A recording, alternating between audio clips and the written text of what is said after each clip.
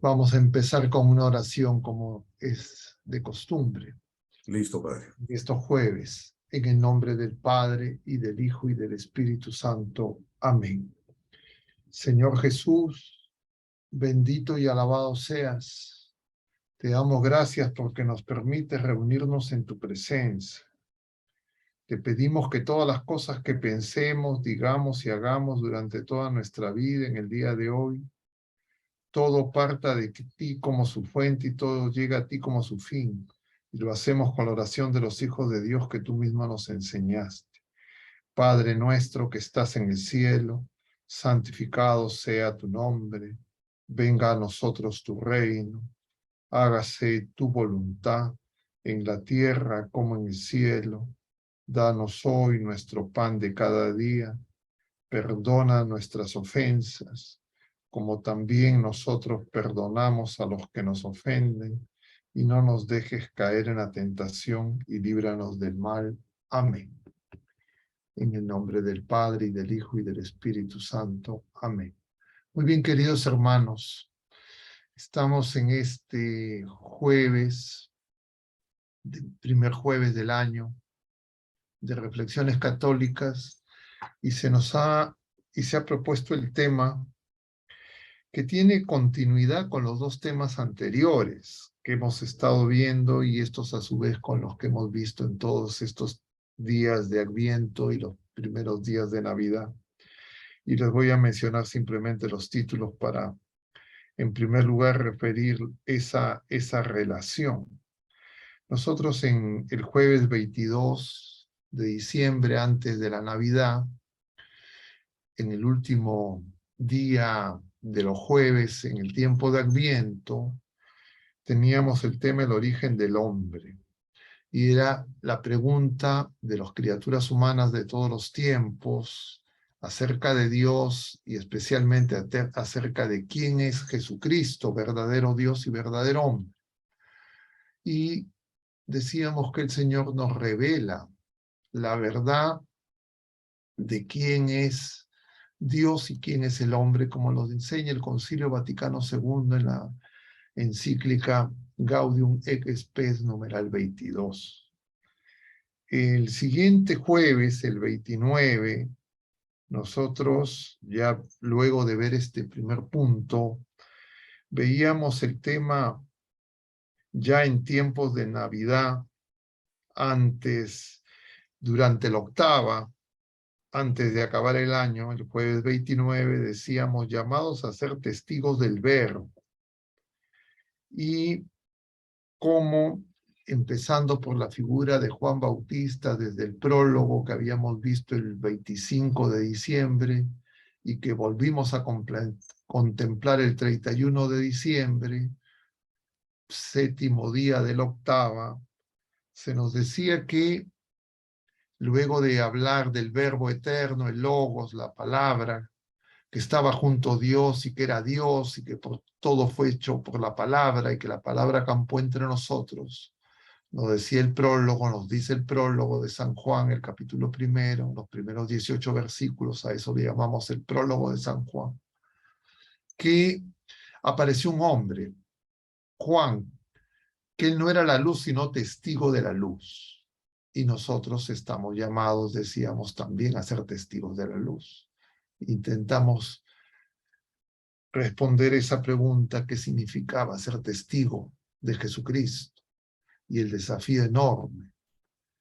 Y hoy se está proponiendo el tema de esta semana, jueves, ya 5 de enero, los envié como ovejas en medio de lobos. Y hemos puesto esta cita que se refiere a una homilía del Papa Benedicto, que vamos a referir ahora más adelante, que tiene que ver con el relativismo de la verdad, más propiamente la dictadura del relativismo. Y entonces vamos a tratar de relacionar este mensaje, esta enseñanza de enviados a ser testigos, pero somos enviados a ser testigos en medio, como dice el Señor, porque este pasaje que estamos poniendo, este título, los envío como ovejas en medio de lobos, es una cita del Evangelio según San Mateo en el capítulo 10, que es el discurso misionero. Y entonces, de alguna forma, esos lobos tienen que ver con el relativismo de la verdad y con las cosas relacionadas a la verdad. Y la verdad, sabemos, es la persona de Jesucristo, porque Él mismo nos dice que Él es el camino y la verdad y la vida. Y nos dirá también el apóstol San Juan, que proviene esta cita, que es la respuesta que el Señor da a Tomás, cuando en la última cena le pregunta, no sabemos a dónde vas, cómo te podemos seguir. Y Jesús le responderá a Tomás, yo soy el camino y la verdad y la vida. Y entonces, cuando hablamos del relativismo de la verdad, estamos hablando de relativizar a Jesucristo, o dicho de otra manera, a fragmentar a Jesucristo, a quitarle a Jesucristo lo que le corresponde, es decir, la injusticia contra Dios, que se revela, y como nos dice el mismo apóstol San Juan en la primera carta, capítulo 4, Dios es amor. En otras palabras, es nuestro rechazo al amor de Dios, que es la lucha histórica, que también hemos citado varias veces, mencionada por San Agustín, padre de la Iglesia, que en su libro La ciudad de Dios nos empieza con esta cita diciendo, se construyen dos ciudades, una que se construye en base al amor a Dios sobre todas las cosas hasta la negación de nosotros mismos, y la ciudad del mundo es la ciudad de Dios, y la ciudad del mundo que es el amor a nosotros mismos hasta la negación de Dios. Es decir, ese relativismo de la verdad, ese relativismo de la fragmentación de Jesucristo también es relativismo del amor. Y es de alguna manera la raíz de los pecados, que es la manera de escondernos ante Dios y no reconocernos pecadores, para que el Señor nos revele, el Espíritu Santo, el Paráclito, la verdad completa. Y la verdad completa es que Dios es amor y nos ama infinitamente. Y Él es el Señor. Y entonces, con esos elementos en mente, vamos a tratar de abordar este tema. Y no es casual, por supuesto, ustedes lo saben, porque este 31 de diciembre pasado, el último mes del año 2002, el séptimo día de la octava de Navidad, se nos presenta este hecho que ha conmovido, creo, a todas las personas de fe, que es la partida a la casa del Padre del Papa Emérito Benedicto, el Papa Benedicto XVI. Y entonces, estos hechos uno podría pensar que son todos circunstanciales, anecdóticos, pero nosotros sabemos en la fe que todos son signos, que son manifestación del Señor para que nosotros justamente podamos reconocer los tiempos en que vivimos. Y quisiera, por eso, referir brevemente en relación al Papa Emérito Benedicto dos cosas que creo que son muy impresionantes. El Papa Benedicto nació en abril de 1927, un jueves santo. Y él ha partido dentro de la octava de Navidad, el 7º día de la octava de Navidad, que es el día en que el Señor descansó, luego de haber creado, por amor, todas las cosas visibles e invisibles, como nos relata el libro del Génesis y toda la Escritura y los Evangelios. Pero además es saltante que este jueves ese ha sido el día de las exequias, de la misa de las exequias al Papa emérito. Y este día de las exequias es el 6º día de su partida a la casa del Padre. Y el 6º día de la creación es la creación del hombre. Y de alguna manera, esta charla que teníamos, los orígenes del Hijo del Hombre, nosotros mencionábamos que en Cristo se revela justamente el origen de cada uno de nosotros en el amor de Dios. Porque por amor hemos venido a la existencia en la vida natural, por el amor de nuestros padres, que son la manifestación del amor de Dios, y por amor de Dios hemos venido a la vida sobrenatural. Y entonces vemos que la vida natural de este hombre, Benedicto XVI, Joseph Ratzinger, que es una vida, diríamos, extensa en términos humanos, porque él ha fallecido a los 95 años. Ha nacido en 1927, luego de la Primera Guerra Mundial, en Alemania, donde fue uno de los epicentros donde se desató, diríamos, todo ese deseo, entre comillas, humano de justicia que justificó justamente, valga la redundancia, la violencia del odio y de la guerra. Y que no solo quedó en esa Primera Guerra Mundial, sino que también desde Alemania, en la relación con las otras potencias europeas y asiáticas, se va a desencadenar la segunda conflagración, que va a afectar seriamente a ese país, y este hombre, de alguna manera, es testigo de hechos de la historia de la humanidad recientes, que creo que son muy importantes para entender los signos de los tiempos, pero no es cualquier hombre.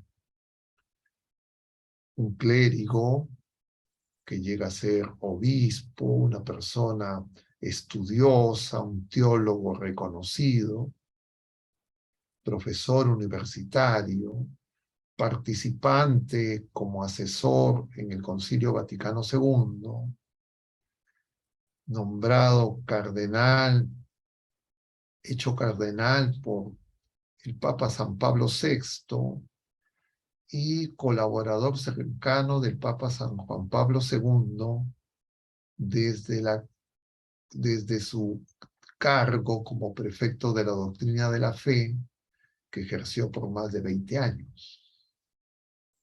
Y además, a la muerte del Papa San Juan Pablo, en el cónclave es elegido Papa y él toma el nombre de Benedicto XVI. Y en el pontificado estuvo 8 años y luego 10 años bajo la figura de Papa emérito. Y entonces es una persona que es un testigo de la fe en momentos de la historia muy importantes para entender los acontecimientos recientes y en especial para entender a la Iglesia y la fe en estos tiempos tan convulsionados. Y entonces se nos presenta este regalo y en este signo, en este hombre, para ver cómo es que somos enviados. Y como dice el Señor, somos enviados como ovejas en medio de lobos. voy a compartir con ustedes algunos fragmentos de este capítulo 10 de San Lucas, que hace referencia justamente al título de este jueves. Y luego voy a compartir con ustedes también fragmentos del discurso pronunciado por el Papa, en ese momento cardenal Ratzinger, cuando él, antes del cónclave que va a elegir al Papa sucesor de Juan Pablo II, realiza la misa que se conoce por su nombre en latín, pero el leyendo pontífice. Es la misa que se celebra siempre antes de que los cardenales entren en cónclave. Y entonces esa misa que se celebró el lunes 18 de abril del 2005, tuvo una participación, fue presidida por el Papa emérito, y en esa misa pronunció una homilía. ¿Vieron el recorte, no? Que les puse, no. Entonces voy a compartir ahora fragmentos de en Word, de esa homilía del Papa, porque en esa homilía es donde el Papa va a pronunciar esa frase que es la que da el acápite a la charla de hoy. Pero antes veamos Mateo capítulo 10, versículos 16, 17 y 18.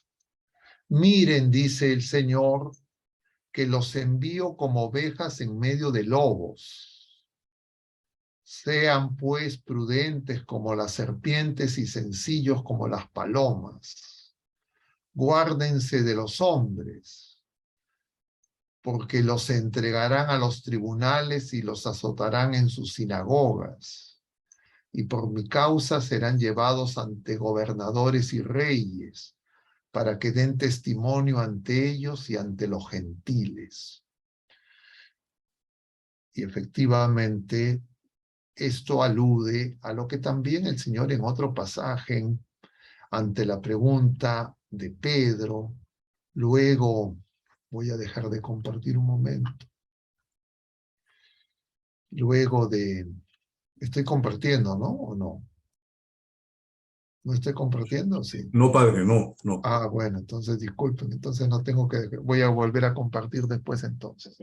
Pero bueno, ya que no estoy compartiendo, no necesito salir de compartir. Y les decía que luego de ese pasaje conocido del llamado joven rico, en otros sinópticos se le llama un personaje, donde Jesús le va a decir, te falta una cosa, porque este hombre le pregunta qué tengo que hacer para alcanzar la vida eterna, y Jesús le cita los mandamientos del 4 al 10, y va a decir, desde joven, desde pequeño los cumplo, y Jesús le va a decir, te falta algo.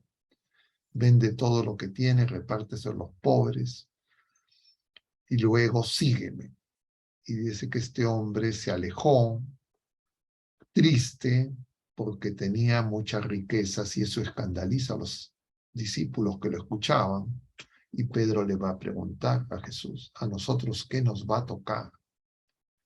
Y Jesús le va a decir, al que deje casa, padre, madre, hermanos, hermanas, les va a tocar 100 por 1 con persecución. Y entonces la persecución es parte de la vida de la iglesia. Y entonces lo que se nos quiere significar en esto de ovejas en medio de lobos es justamente esa dificultad que tenemos las criaturas humanas en esta peregrinación como parte de la iglesia, que al estar heridos por el pecado, de alguna manera no sabemos amar como el Señor nos ama.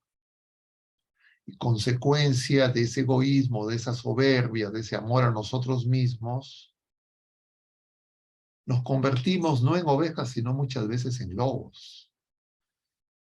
Hawkes, un filósofo inglés que escribe un libro que se llama Leviatán, va a pronunciar una frase también muy conocida. El hombre es lobo del hombre. Y en consecuencia el hombre necesita frenos. Y esos frenos son de alguna forma la organización, según Hawkes, social, que necesita un nivel de organización política para que favorezca, diríamos, la convivencia, la vida en común. Porque si no, el caos, el desorden, la anarquía pueden ser más destructivas, pero no se trata en este caso, el día de hoy, de comentar sobre Hawkes, sino simplemente tratar de ver todos los contenidos que tiene esta expresión de ovejas en medio de lobos. Porque valga la precisión, nosotros podemos ser lobos de nosotros mismos. Cuando justamente en crecer en la vida nueva como hijos de Dios y en vivir en la libertad de los hijos de Dios, nos hacemos esclavos del pecado y en consecuencia incapaces de crecer en el amor y cumplir el mandamiento nuevo de amar como el Señor nos ama.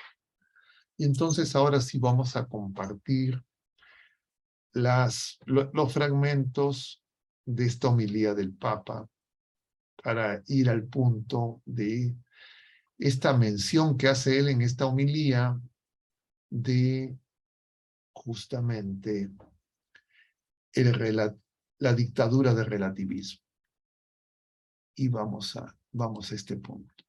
Y ahora sí comparto y dígame si se ve lo que estamos compartiendo.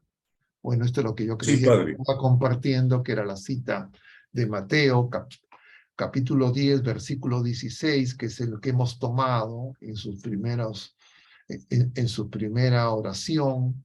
Miren que los envío como ovejas en medio de lobos, dice el Señor. Y habla de la persecución. Pero vamos ahora a este fragmento de la homilía, que de alguna forma el Papa está hablando de la misericordia.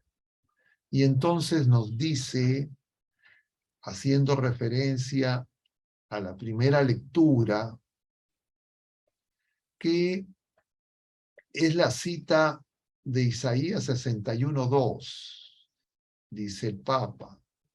Bueno, en ese momento el cardenal Ratzinger, decano del Colegio Cardenalicio, cuando se celebra esta Eucaristía antes del cónclave del año 2005. La primera lectura presenta un retrato profético de la figura del Mesías, un retrato que recibe toda su significación desde el momento en que Jesús lee este texto en la sinagoga de Nazaret.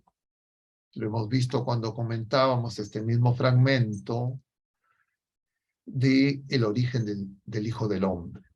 Cuando Jesús en Nazaret le dice a sus paisanos, leyendo ese fragmento de Isaías del año de gracia del Señor, esta escritura se ha cumplido hoy, Lucas 4:21. En el centro del texto, dice el Papa, todo esto es literal de la homilía, encontramos una palabra que al menos a primera vista parece contradictoria, porque el pasaje que se presenta en esta primera lectura de esa homilía es la cita completa de lo que dice Isaías. Y entonces dice el Papa que aparece contradictoria, aparentemente, a primera vista. El Mesías, hablando de sí mismo, dice que ha sido enviado a proclamar el año de la misericordia, el año de gracia del Señor, el día de venganza de nuestro Dios. Es lo que en el Antiguo Testamento se conocía como el día del Señor, el día de la ira. el día de la justicia, el día de la venganza. Y entonces simultáneamente habla de misericordia y habla de venganza. Entonces el Papa dice, a primera vista parece que esto es contradictorio. Y lo esclarece a partir de la segunda lectura que está tomada del capítulo 4, la carta a los Efesios. Y dice el Papa, aquí se trata en sustancia de tres cosas. En primer lugar, de los misterios y de los carismas en la iglesia, como dones del Señor. En segundo lugar, de la maduración en la fe y del conocimiento del Hijo de Dios, como condición y contenido de la unidad del cuerpo de Cristo. Y por último, de la participación común en el crecimiento del cuerpo de Cristo, es decir, del crecimiento en la fe, de la transformación del mundo en la comunión con el Señor. Y entonces el Papa va a profundizar sobre estos dos elementos, y ahí es donde va a pronunciar esa expresión, la dictadura del relativismo. Detengámonos solo en dos puntos, dice el Papa. El primero es el camino hacia la madurez de Cristo. Así dice, simplificando un poco el texto en italiano. Según el texto en griego, deberíamos hablar más precisamente de la medida de la plenitud de Cristo, a la que estamos llamados a llegar para ser realmente adultos en la fe, es decir, el camino de santificación que realiza el Espíritu Santo en nosotros, la capacidad de reconocer los signos y de amar como el Señor nos ama. Esos son comentarios que yo hago. No deberíamos seguir siendo niños en la fe. Esto no es contradictorio con lo que nos dice el Señor, sean a los que no son como niños, no podrán ingresar en el reino de los cielos. Se refiere justamente a la sencillez, a la humildad, a la mansedumbre, a la confianza en el Señor, a los anahuim. ¿En qué consiste ser niños?, se pregunta el Papa. Niños en la fe. San Pablo responde, dice el Papa, significa ser llevados a la deriva y zarandeados por cualquier viento de doctrina. Está haciendo referencia a este pasaje que corresponde a Efesios 4, específicamente la cita entrecomillada a Efesios 4:14. Una descripción muy actual, dice el Papa. Y a partir de ahí, de ser llevados a la deriva por cualquier viento de doctrina, por las ideologías, diríamos, es que el Papa empieza a desarrollar la idea de relativismo, de la dictadura de relativismo de la verdad. Y entonces dice, ¿cuántos vientos de doctrina hemos conocido durante estos últimos decenios? Y lo dice un testigo, como mencionábamos al principio, un testigo, diríamos, calificado. ¿Cuántas corrientes ideológicas? Él vivió en medio del nazismo, él vivió conociendo la ideología marxista, todos los orígenes de la Guerra Fría que se produjo como consecuencia del enfrentamiento entre Europa y los países occidentales, encabezados por Estados Unidos y los países de la llamada Cortina de Hierro y de Asia. ¿Cuántas modas de pensamiento en la revolución sexual y otras? La pequeña barca del pensamiento de muchos cristianos ha sido zarandeada a menudo por estas olas, llevada de un extremo al otro, del marxismo al liberalismo, hasta el libertinaje de la revolución sexual, del colectivismo al individualismo radical, del ateísmo a un vago misticismo religioso, del agnosticismo al sincretismo, etc.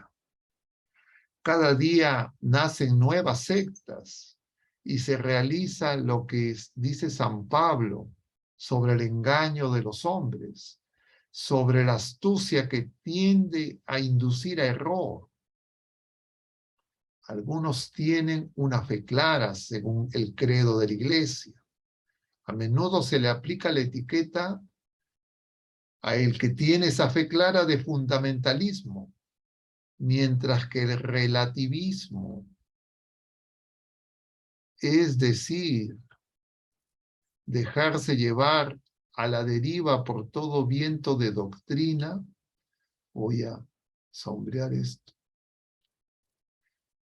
parece ser la única actitud adecuada en los tiempos actuales. Se va constituyendo una dictadura del relativismo, lo políticamente correcto, lo que imponen los medios de comunicación, a veces las leyes humanas, en imposición de modas y costumbres que se globalizan sin respetar la idiosincrasia de los pueblos ni su fe, que no reconoce nada como definitivo y que deja como última medida solo el propio yo y sus antojos. Voy a cerrar un momento.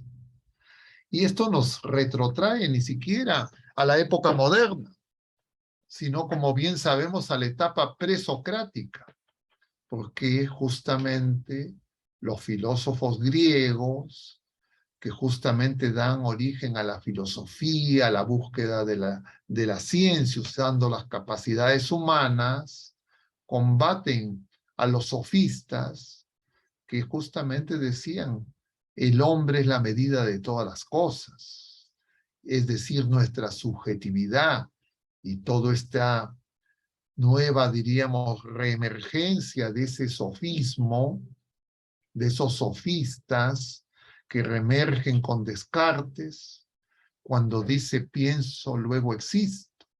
Es decir, su pensamiento, su conciencia, su solipsismo se convierte en la medida de su existencia. Que obviamente es una afirmación falsa, pero sin embargo se difunde a través de los medios de adoctrinamiento que se van instalando progresivamente de manera hegemónica a partir de la Revolución Francesa y van a dar origen a este secularismo, que lo que busca es sacar a Dios y proponer un falso humanismo, un humanismo sin Dios, que no hace otra cosa que degradar a la criatura humana. Y entonces estas frases proféticas de esta homilía siguen siendo muy actuales y voy a volver al documento de la homilia para continuar leyendo, porque creo que esto es muy importante que nosotros lo conozcamos, porque tal vez la mayoría de nosotros no hemos tenido la posibilidad de escuchar esta homilía o de leerla, que dicho sea de paso, está en los documentos del Vaticano de donde le he sacado y he copiado simplemente sin hacer ninguna edición, más allá de, de los resaltados que son míos. Y continúo, hermanos, si ustedes me permiten. Y entonces nos dice el Papa, nosotros en cambio tenemos otra medida, el Hijo de Dios, el hombre verdadero. Él es la medida del verdadero humanismo. No es adulta una fe que sigue las olas de la moda y la última novedad. Adulta y madura es una fe profundamente arraigada en la amistad con Cristo. Esta amistad nos abre a todo lo que es bueno y nos da el criterio para discernir entre lo verdadero y lo falso, entre el engaño y la verdad. Debemos madurar esta fe adulta. Debemos guiar la grey de Cristo a esta fe. Esta fe, solo la fe, crea unidad y se realiza en la caridad.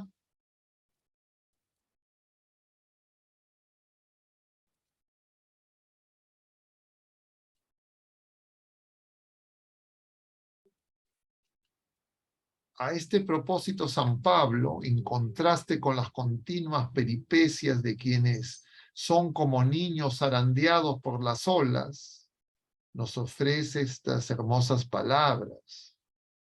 Hacer la verdad en la caridad, que es justamente el título de la encíclica social del Papa emérito Benedicto XVI, que Caritas in Veritatis, que nos habla justamente de ese verdadero humanismo, porque dice el Papa, así pudiéramos conseguir la justicia. Si no hay amor, no habría realmente un verdadero humanismo, como fórmula fundamental de la existencia cristiana, porque Dios es amor. En Cristo coinciden la verdad y la caridad. Verdad y caridad son inseparables. En la medida en que nos acercamos a Cristo, también en nuestra vida la verdad y la caridad se funden. Y entonces comprendemos la centralidad de Cristo, y sin Cristo no puede haber un verdadero humanismo, porque Cristo es el verdadero Dios y verdadero hombre que nos revela quién somos nosotros. Voy a sombrear así un poco. Mi intención era sombrear una parte nada más, pero bueno, no he logrado separar. La caridad sin la verdad sería ciega. La verdad sin la caridad sería como un símbolo que retiñe, citando la primera de Corintios, capítulo 1, como dice San Pablo, si no tengo amor, nada soy. Vayamos ahora al Evangelio, de cuya riqueza quisiera extraer solo dos pequeñas observaciones, dice el Papa. El Señor nos dirige estas admirables palabras, no los llamo ya siervos, sino los llamo amigos. Y es que no solo somos siervos inútiles, sino que el Señor nos revela como amigos la verdad. El Señor define la amistad de dos modos. No existe secretos entre los amigos. Cristo nos dice todo lo que escucha del Padre, la revelación en Cristo Jesús, que la plenitud de la revelación nos da toda su confianza. Y con la confianza también el conocimiento nos revela su rostro, su corazón, nos muestra su ternura, su amor apasionado que llega hasta la locura de la cruz. Confía en nosotros, nos da el poder de hablar con su yo. Este es mi cuerpo, pronuncia el ministro ordenado cuando celebra la Eucaristía. Yo te absuelvo. Nos encomienda su cuerpo, la iglesia, encomienda nuestras mentes débiles a nuestras manos de Dios. Tanto amó Dios al mundo que dio a su Hijo único. Y es que, hermanos, justamente en el pasaje de la homilía de hoy, de la misa de exequias, en Lucas, ese último versículo que resume las palabras de Jesucristo en la cruz, en tus manos encomiendo mi espíritu. Y la primera lectura de la homilía de hoy también, de Isaías, también del capítulo 61, el pasaje del alfarero, donde el Señor le dice al pueblo de la primera alianza y a nosotros que estamos en las manos de Dios como el barro en manos del alfarero. Y entonces, si nosotros somos personas de fe, si nosotros en la iglesia acogemos la revelación que tiene fuente en Dios y dos caudales, que es la tradición y la Sagrada Escritura, con la misión del magisterio de custodiar ese tesoro que hemos recibido de Dios, es importante entender como signo la vida de este hombre que cuando pronuncia sus primeras palabras como papa, luego del cónclave, luego de ser elegido, en el balcón, va a decir estas cosas impresionantes que para muchos pudieron parecer meramente retóricas, unas palabras vacías que se podían decir como cualquier discurso, pura voz. El humilde y sencillo trabajador de la viña del Señor, que definitivamente fue presentado como un dogmático, como una persona irrazonable, una persona, diríamos, obtusa, que imponía sus criterios. Pero todos los que le conocieron de cerca y en todas sus participaciones se mostraba siempre como tímido, dulce. Y sin embargo, lo trataron como si fuera el Panzer alemán que venía a imponer contra la dictadura del relativismo, la dictadura del dogma, la dictadura de sus pensamientos, de sus ideas. Y entonces perseguido en medio de lobos, incluso dentro de la iglesia. Y este hombre sencillo, proveniente de una familia sencilla, nos deja un testimonio tan actual que no podemos dejar pasar. Pero igual que como está prefigurada la historia de la iglesia ya en el Antiguo Testamento y también en la Pasión de Cristo, el mismo que luego de sepultado, incluso en la cruz, sus enemigos no querían reconocer su realeza y le van a decir a Pilatos, quita ese letrero que había puesto Pilato. Este es el rey de los judíos. Pero ese pueblo que había gritado, no tenemos más rey que el César, pedía que se quite. Y Pilato le dirá lo que es escrito, lo que esté escrito, escrito está. Y luego inventarán la calumnia de que no ha resucitado. Y presentarán otros testigos que estaban durmiendo. ¿Cómo puede haber testigos dormidos? Que se habían llevado el cuerpo y lo habían robado. Por instrucción de esos enemigos que condenaron al Señor. Pero nos equivocaríamos si pensamos que esos enemigos son personajes del pasado. Si nos equivocaríamos que nosotros también, de alguna manera, heridos por el pecado, muchas veces, con nuestra vida, nos damos testimonio de la resurrección de Cristo y la manifestación del amor y de la victoria sobre el pecado, sobre el mundo, sobre la muerte. Porque muchas veces agobiados por nuestras ocupaciones temporales y atemorizados por los peligros pasajeros nos quedamos callados y entonces no podemos ser testigos porque en medio de lobos estamos todos. Pero la buena noticia es que el pastor se ha hecho oveja. Y el pastor que es oveja y que es pastor nos precede y viene con nosotros porque es el Emmanuel, Dios con nosotros. Es ese Cordero de Dios que en estos pasajes que hemos leído sucesivamente el día de ayer y el día de antes de ayer, también del capítulo 1 del Evangelio según San Juan, Juan Bautista señalará a Jesús diciendo, este es el Cordero de Dios que quita el pecado del mundo.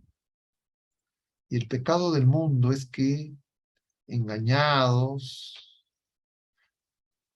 por el príncipe de este mundo a través de todas sus trampas y manipulaciones nos impide escuchar y reconocer a ese Cordero que viene a ofrecerse manso y humilde, como dice Isaías también, en el tercer Isaías, capítulo 61, como Cordero llevado al matadero. Y es que efectivamente, Jesucristo es el Cordero, presente en la Eucaristía. Y cuando los clérigos celebramos la Eucaristía y actuamos en persona Christi, pronunciamos esas palabras con la confianza de amigos, las palabras que son del Señor, pero que se salen con nuestra voz, porque nosotros no somos la palabra, sino solo somos voz.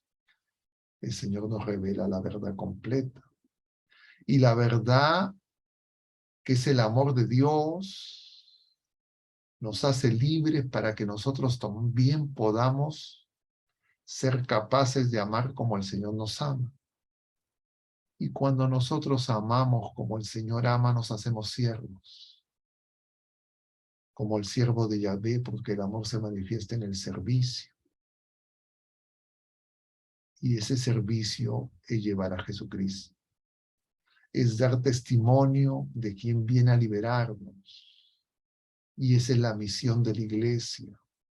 Y esa es la misión del sucesor de Pedro, de confirmarnos en la fe, para que nosotros podamos acoger al Señor que se revela, porque esa es la fe respuesta a la revelación de Dios, y la revelación es que Dios nos ofrece su amor extremo que ya manifestó por todos nosotros, y que la iglesia, en una renovación constante de caridad pastoral, tiene que testimoniar en sus pastores, en todos sus ministros, como hemos dicho ya en otras ocasiones, y en consecuencia también en los laicos, y en primer lugar en los esposos, porque ese amar como el Señor nos ama se tiene que dar en primer lugar entre los esposos, en el sacramento del matrimonio. Y en consecuencia, esa, diríamos, dificultad para vivir la caridad en la verdad, es decir, en Jesucristo, es consecuencia de esos engaños, de ese relativismo donde ya no hay una verdad, sino sencillamente cada uno tiene su opinión y se trata de cómo, entre comillas, argumentar e imponer lo que yo pienso, lo que yo creo, lo que a mí se me ocurre, y despreciar a todos los que no piensan como yo, o en su defecto ese relativismo que hace que cada uno sea dueño de su verdad y en consecuencia ya no hay verdad. Y si es que no hay verdad absoluta, esa es la paradoja del relativismo de la verdad. Resulta que la única verdad es que no hay verdad. Y esa dictadura lo que hace es saca a Jesucristo y nos hace incapaces de amar. Y en consecuencia estamos ante un hombre escogido por Dios de entre los hombres para dar testimonio de ese amor, y que nosotros, contemporáneos de él, por lo menos en estos últimos años de su vida eclesial, tenemos que agradecer, tenemos que conocer y tenemos que alimentarnos con sus enseñanzas que nos llevan a Jesucristo. Por eso, queridos hermanos, qué bueno es el Señor, que al iniciar este nuevo año nos ha dado estos días en que tal vez todos nosotros hemos podido conocer un poco más del magisterio del Papa Benedicto XVI y de su testimonio de oración en silencio, que ha ayudado y sostenido todos estos años a la Iglesia, a su labor dura, incomprendida como prefecto de la doctrina de la fe, y cómo a veces tenemos que esperar a que las personas partan para que podamos darnos cuenta cómo el Señor se manifiesta a través de sus criaturas. Pero simultáneamente tenemos que decir que se desatan también mentiras, el odio, que no se logra ser amainado ni siquiera con la muerte física, sino que muchas veces lo que quiere es que desaparezca las criaturas humanas, porque no pueden escuchar esos tolerantes el testimonio de este hombre, porque no les gusta, porque va en contra de sus planteamientos y porque finalmente muchas veces, sin darse cuenta, sin saber lo que hacen, están buscando que se forme una iglesia a su medida, a la medida de sus caprichos, como si es que fueran ellos dueños de la iglesia, desconociendo que la iglesia es de Cristo y nosotros somos miembros de Cristo. No somos los dueños y no lo podemos manipular, ni podemos cortar la cabeza, porque Jesucristo en la cruz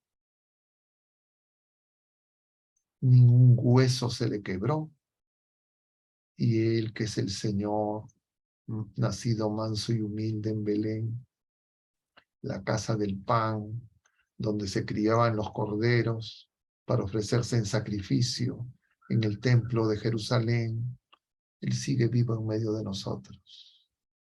Y su palabra de aliento y consuelo sigue resonando en nosotros. Y por eso es que nosotros tenemos que comprender de dónde venimos, a dónde vamos y quién somos, para hacer esa misma confesión hermosa de Natanael, como veíamos hoy en el Evangelio. Tú eres el Hijo de Dios.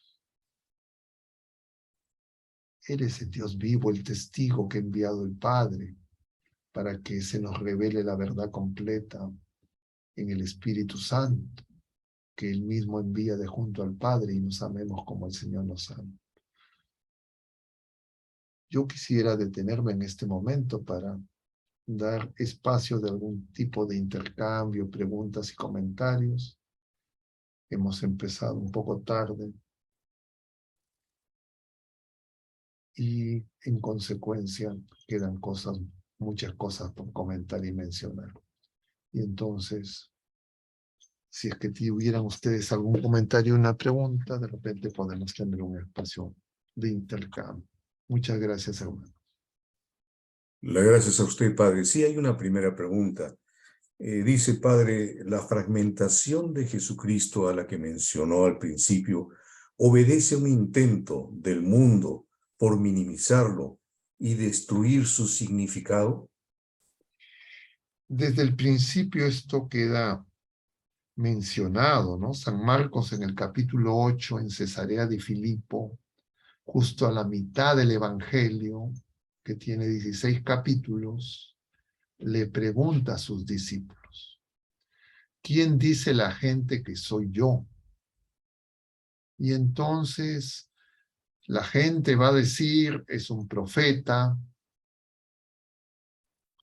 Isaías, Jeremías, Juan Bautista que ha resucitado. Y el mundo puede aceptar a Jesucristo hasta como un maestro, un profeta. Pero aceptar que es Dios, y hombre verdadero, que ha sido crucificado, muerto, sepultado y ha resucitado y está de la derecha del Padre, y en consecuencia su palabra es palabra de Dios. Eso el mundo, dominado por el príncipe de este mundo, los poderosos de este mundo, no lo van a aceptar. Y por eso es que se desata ese afán en el que se invierten ingentes recursos, no solo para el desarrollo de ideologías, sino también para falsas teologías que lo que buscan es deformar a Cristo. Y por eso, volviendo nuevamente al Papa Emérito, estas tres obras, estos tres tomos de su obra Jesús de Nazaret, que firma no como Papa, sino como Cardenal Ratzinger, como Joseph Ratzinger. Es decir, él pudiendo hacerlo como Papa, no lo somete a la imposición del magisterio, sino como un testigo, como un estudioso, como un teólogo,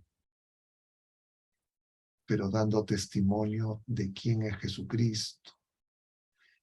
Y salir al paso de una serie de mentiras y engaños que se han dado en el campo de la teología protestante y también en algunos sectores de la teología católica, que han pretendido hacer una separación entre el Jesús histórico y el llamado Jesús de la fe.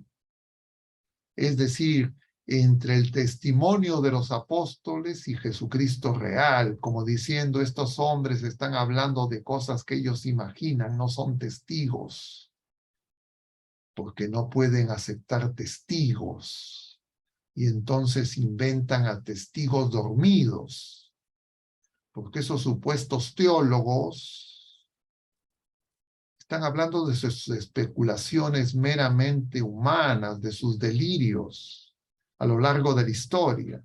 Entonces se ha presentado a Jesús como guerrillero, se ha presentado a Jesús como un hombre de únicamente una misericordia mal entendida, un hombre únicamente centrado en los problemas temporales, o por otro lado, únicamente pensando en las cosas trascendentes, es decir, o que no es Dios, o que no es un hombre verdadero. Y la verdad es que el Señor, como nos enseña la Iglesia, y nos servía el último día de la octava de Navidad en la celebración de la solemnidad de Santa María, Madre de Dios, la Teotocos, desde el concilio de Éfeso, confiesa a Jesucristo verdadero Dios y verdadero hombre. Y en consecuencia, dos naturalezas en una sola persona, la persona del Verbo. Y por eso es que María es Madre de Dios, porque es Madre de Jesucristo, de Jesús que es Dios, porque no podemos separar a Jesús en sus dos naturalezas, porque están en unidad, sin mezcla ni confusión, y de esa manera nos revela la plenitud de la verdad en la plenitud de los tiempos, como dice San Pablo en la carta a los Gálatas, capítulo 4, que veíamos el domingo pasado. En la plenitud de los tiempos nació de mujer el Verbo eterno. Y entonces Jesucristo ha entrado en la historia. Y esa verdad del eterno en la historia implica que todas las cosas que competen al hombre están dentro de la providencia de Dios. Y el primer deber de justicia es justamente para nosotros mismos y para las otras criaturas humanas conocer y desear firmemente hacer la voluntad de Dios. Y para eso el Padre envía al Hijo, para que nos revele justamente esa voluntad, y esa voluntad se resume en ese mandamiento nuevo tantas veces citado, que nos amemos como el Señor nos ama. Y eso implica perdonarnos como el Señor nos perdona. Y eso implica entregarnos como corderos, igual que el Señor se entrega a nosotros, para que nosotros podamos edificar esa civilización del amor, esa ciudad de Dios de la que hablaba San Agustín, a la que se opone el egoísmo, la codicia, la mentira, el engaño, de los que no quieren hacer la voluntad de Dios, de los que los rechazan, de los que se rebelan contra Dios, porque no saben lo que hacen. Y nosotros como iglesia, igual que Juan Bautista, estamos llamados en medio de este desierto a anunciar la buena noticia de que Dios en persona viene a nuestro encuentro. Él es nuestro Salvador, no hay otro. Y entonces, cualquier cosa que haga que el Jesucristo revelado en la Sagrada Escritura, en los Evangelios, sea deformado vía interpretación, vía falsas teologías, nosotros tenemos que darnos cuenta que son veneno para nuestra fe, porque fragmentan la verdad y a nosotros nos deshumanizan, nos cosifican y nos hacen mercancía.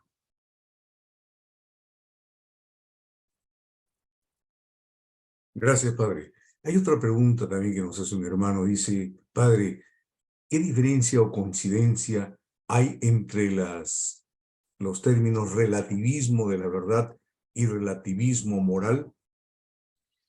Es que la moral es una dimensión de la vida humana y nosotros tenemos que tener en cuenta que en Dios, porque estamos hablando de la verdad absoluta, en Dios, bien, verdad, belleza, amor, se identifican, es decir, es lo mismo. Son distintas maneras de predicar a Dios. Nosotros humanamente, por esta forma humana de acercarnos a la realidad, con nuestras capacidades humanas, intelectuales, los sentidos, nosotros necesitamos acercarnos progresivamente a la realidad. Y entonces el relativismo de la verdad incluye el relativismo moral, incluye el relativismo en la fe, incluye todo atentado contra la verdad de Dios, sobre quién es Dios y quién es el hombre verdadero. Entonces tienen efectivamente ese relativismo de la verdad, que es, diríamos, relativizar a Dios, es decir, no hay un Dios, unidad perfecta de tres personas que se revela, sino no un Dios en sí, sino un Dios para mí, y cada uno entiende su Dios según su propia subjetividad, y entonces consecuencia de ese relativismo de la verdad se producen los otros relativismos, de la justicia, de la moral, de la ética, del derecho y de todos los ámbitos de la vida humana. Todo fragmentado en una Babel donde no nos entendemos, si no es para buscar conveniencias, privilegios y ventajas. Y eso lo vemos en todas las dimensiones humanas. Esa Babel se resuelve cuando la palabra de Dios, el Verbo eterno, encarnado, acampa entre nosotros y si lo recibimos nos da el poder, dice San Juan, de vivir como hijos de Dios. Es decir, de ser verdaderamente libres. La libertad no es una concesión humana de algún sistema político. La libertad la alcanzamos si es que en Cristo Jesús, conociendo la verdad de ese amor, no en teoría, sino en la experiencia de ser discípulos amados por Dios, porque Él se ha entregado por nosotros, nosotros consentimos que ese fuego de amor nos purifique y nos revele la verdad completa.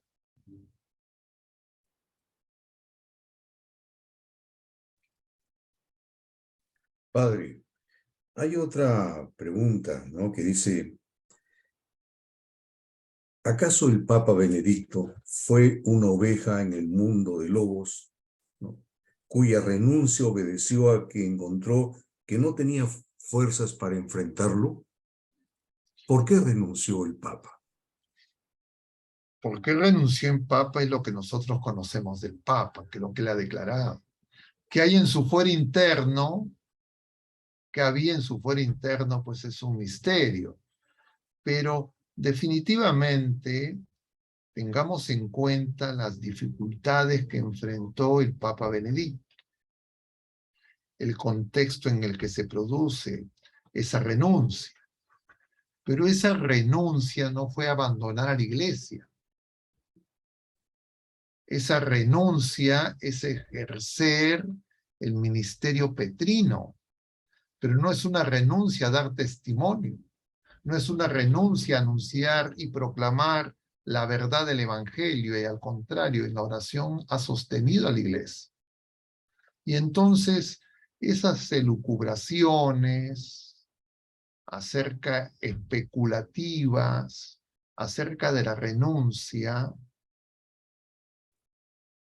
no tienen en cuenta justamente el libre albedrío del Papa, que entiende que para poder enfrentar estas circunstancias no solo es necesario, como muchas veces nosotros creemos, entrar en la discusión, en los cambios de personas, en sus puestos, como paradójicamente se reclama para otras esferas.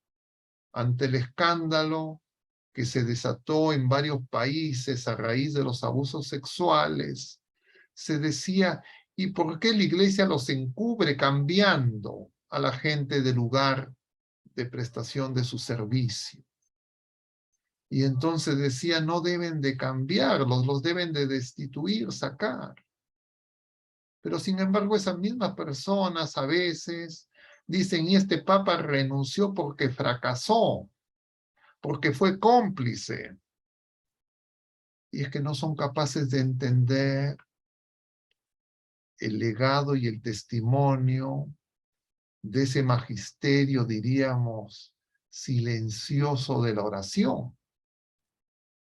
¿Cuántas veces, incluso en este mismo espacio, hemos escuchado que cuando la gente ante las dificultades de este mundo, que parece que el mal vence y flaquean en la fe, creen que Jesucristo no ha vencido?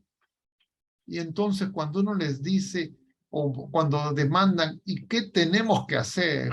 Y uno les dice, hagamos oración, les parece que la oración es poco, les parece que la oración es insuficiente, que la oración es ineficaz,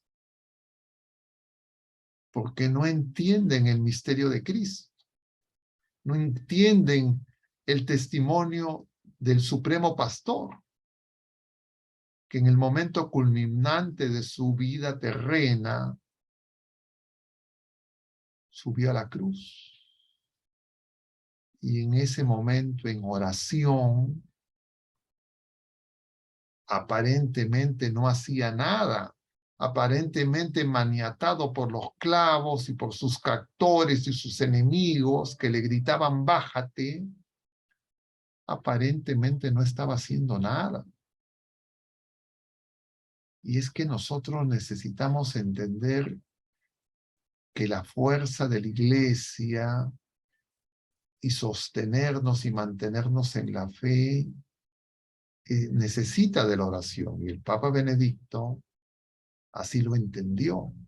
Y entonces, ante las dificultades de su edad avanzada, diríamos, él subió al monte a la oración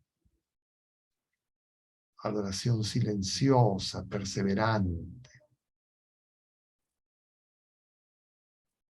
Pero claro, si nosotros no entendemos la oración, nos va a parecer que eso es poco, que eso es nada, que eso es insignificante, que eso es una fuga, que eso es una huida. Y entonces pensaremos que no es un acto heroico, sino como a Jesús le gritaremos, bájate. Justamente es el evangelio de hoy, ese diálogo, ese evangelio de la misa de exequias, ese diálogo de esos dos ladrones que representan a la humanidad entera, que le dicen, bájate. Y el otro le dice, Señor, acuérdate de mí.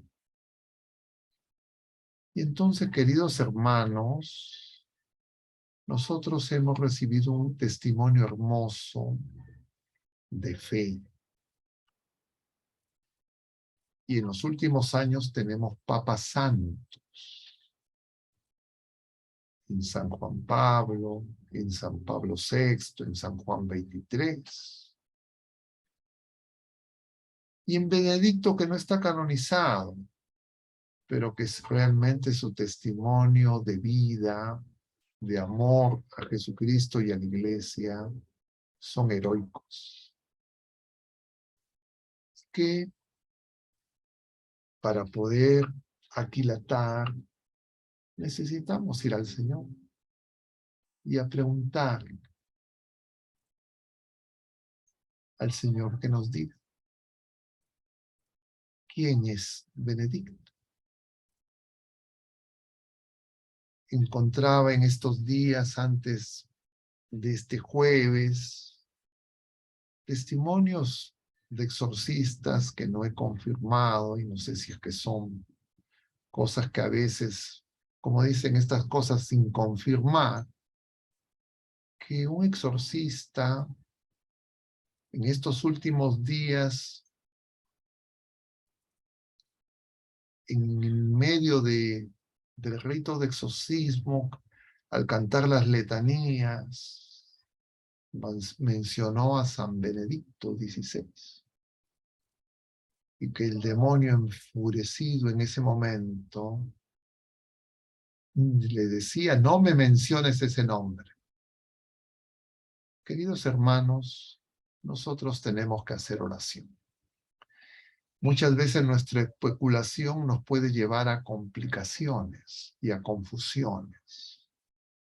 Y por eso es muy providente el Señor en la enseñanza de hoy día, porque en este Evangelio del capítulo 1, está Jesús primero a orillas del Jordán, dice, luego regresa a Galilea y llama primero a Felipe. Y Felipe es el que se presenta ante Natanael y le dice, hemos encontrado de quien hablan todas las escrituras,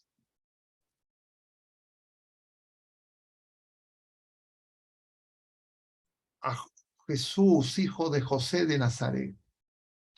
Y Natanael, en términos despectivos, Natanael era maestro de la ley, le dice, ¿puede de Nazaret salir algo bueno? Y entonces, ¿qué hace Felipe? No se pone a discutir con Natanael, sino que le dice, ven y verás. Que es lo mismo que el Señor le dice a esos dos discípulos de Juan Bautista que veíamos el día de ayer, y que cuando Juan les dice, este es el Cordero de Dios, siguen a Jesús. Y Jesús se vuelve hacia atrás, dice el Evangelio, y le preguntan, ¿qué buscan?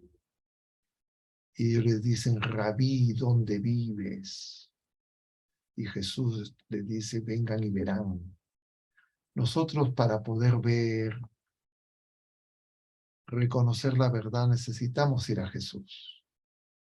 Y entonces, ante esta pregunta, yo diría, no especulemos ante nosotros. En la oración preguntémosle al Señor. ¿Qué signo es esa renuncia? ¿Es cobardía? ¿Es testimonio? ¿Es un signo de fe? ¿Es llamarnos a la oración? ¿O es buscar nuestra comodidad? ¿Desentendernos de los problemas? Y lo que sabemos por su secretario personal es que el Papa emérito ha estado pendiente de todo lo que acontecía en la iglesia y en el mundo, y en una oración perseverante. Padre, mucha gente en estos momentos, ya después de la partida de Benedicto, del Papa Benedicto, clama pidiendo de que se le nombre doctor de la Iglesia. ¿Qué opinión le merece a usted esa, digamos, esa demanda, ¿no? Si es que hay algún paso, hay algún procedimiento de la Iglesia para que esto pueda concretarse. Y si es que también alcanza, ¿no? Bueno, eso es potestad del Papa.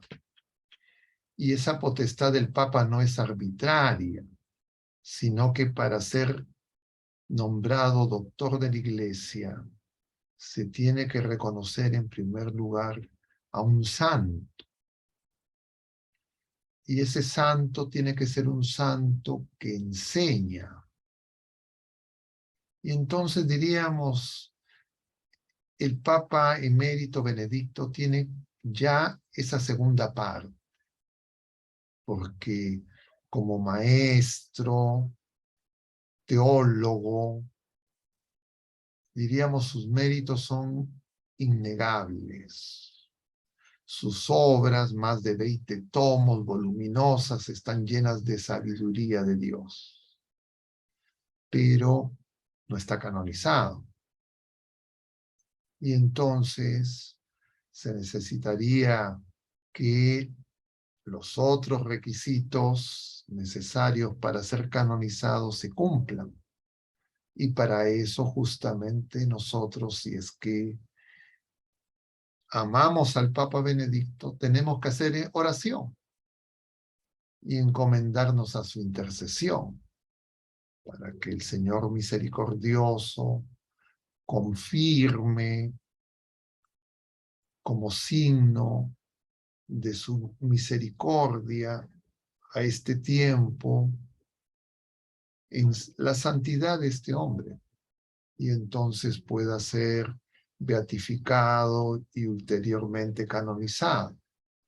Pero este es un proceso que la Iglesia tiene, diríamos, definido rigurosamente.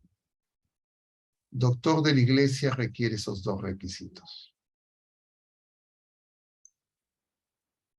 Gracias, Padre. Hace poco usted mencionó de que muchos siguen pensando en que, o pidiéndole a Jesús que baje de la cruz como una muestra de su poder y de su condición de Dios, ¿no? Y que solamente así se creerá en él. Me estaba poniendo a pensar en las exigencias que en estos momentos se está planteando respecto de el Papa Benedicto, ¿no? A él lo reconocen como el defensor de la fe o el prefecto de la doctrina de la fe, y muchos están preguntando, Padre, ¿qué es lo que va a pasar con la fe ahora que él no está, ¿no? Y me estaba acordando de lo que usted acaba de decir. Precisamente él, me refiero al Papa Benedicto, está también como Jesucristo venciendo con su muerte, ¿no? No se está yendo solo, nos está dejando algo, nos está dejando todo lo que él ha escrito, todo lo que él ha pensado, para que precisamente seamos ahora nosotros los que defendamos la fe. Y una manera, yo diría, muy concreta en que se ha manifestado ese don que el Señor hace a la Iglesia a través de estos pontífices de los últimos años. Me refiero específicamente al Papa San Juan Pablo II y al Papa Benedicto, que como prefecto de la doctrina de la fe colaboró cercanamente con el Papa.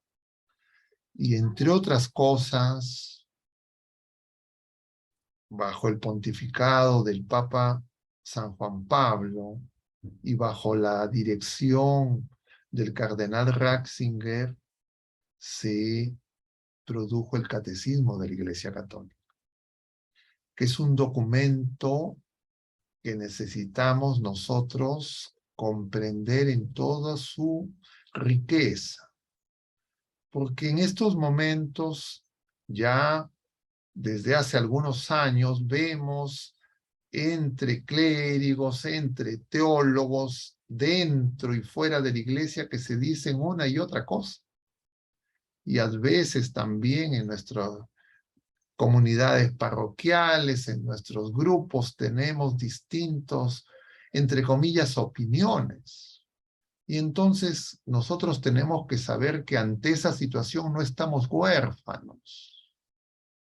Ante la confusión y la multiplicidad de opiniones que puedan haber entre clérigos, laicos comprometidos, etcétera, cuando vemos que hay duda, ¿quién nos resuelve la duda? No nuestro sacerdote amigo, no el clérigo más simpático, no el que tenga más posibilidades de llegar más a los medios de comunicación o de tener cargos más altos dentro de la jerarquía, sino justamente el catecismo de la Iglesia Católica. Cada vez que aparezcan dudas en la fe, cada vez que aparezcan confusiones, nosotros tenemos un auxilio que nos viene del Señor, que es el catecismo. Y entonces en el catecismo tenemos el compendio de toda la doctrina de la fe, de toda la doctrina de la Iglesia, de la revelación. Y yo creo que una manera de agradecer al Papa Benedicto por toda su fructífera vida y sus años en el Vaticano, es conocer el catecismo, leer y estudiar el catecismo y conocer, por supuesto, también esa gran riqueza que se expresa en esa gran producción, diríamos, teológica, pero de una manera muy hermosa en esos 3 tomos de Jesús de Nazaret y en sus homilías, que son de una profundidad y una densidad que realmente nos ayudan a profundizar y a crecer en la fe.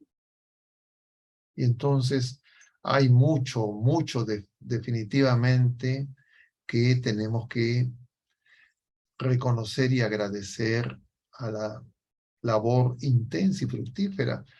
No sé si ustedes tenemos conciencia, ¿no? Para poder haber escrito 20 tomos de más de 1000 páginas,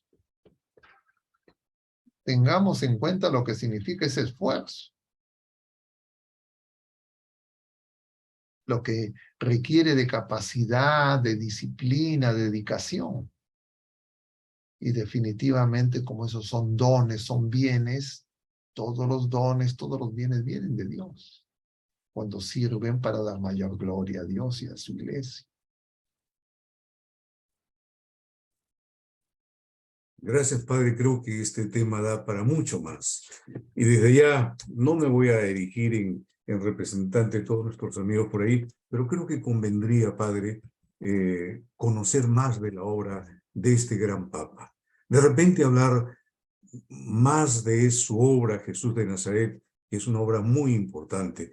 Así es que ojalá, Padre, usted tenga un poquito de tiempo y en una otra versión de estas charlas, de estas reflexiones, podamos tocar el tema de la obra de Benedicto XVI. Por ahora creo que es todo. No sé si usted quiera decir algo, padre, y esperaríamos su bendición. Solamente en relación al último comentario, creo que es una muy buena sugerencia, pero también mencionar que justamente, circunstancialmente, en varios de los jueves, nosotros hemos hecho referencia a pasajes de la obra de Jesús de Nazaret. Se lo recuerdo brevemente. Cuando nosotros hemos comentado este tema, el origen del Hijo del Hombre, hemos hecho una presentación que corresponde al capítulo 1 de Jesús de Nazaret de la infancia. Lo mencionamos. Igual cuando hemos comentado la sesión del jueves pasado, cuando hablábamos acerca de ser testigos, pero también en varios de los otros jueves hemos hecho referencia a algunas de sus encíclicas, como Espe Salvi, Salvados en la Esperanza, a Dios es amor, Deus Caritas es. Y claro, definitivamente en los jueves que hemos tenido, no da pues para desarrollar ni agotar sistemáticamente una producción tan amplia, pero creo que es una buena recomendación y vamos a acogerla con mucho interés. Vamos a terminar con una oración y les doy la bendición.